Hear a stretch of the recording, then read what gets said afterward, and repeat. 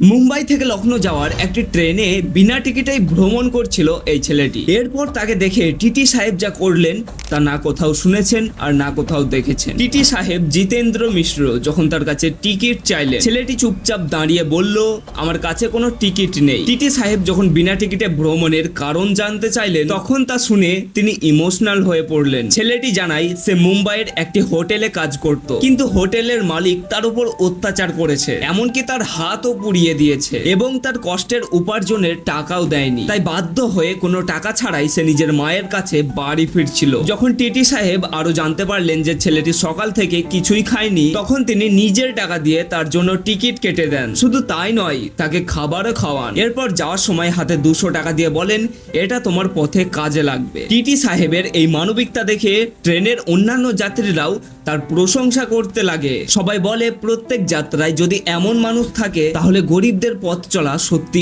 অনেক সহজ হয়ে যাবে। যত পারবেন শেয়ার করুন এবং আপনার মতামত কমেন্টে জানান।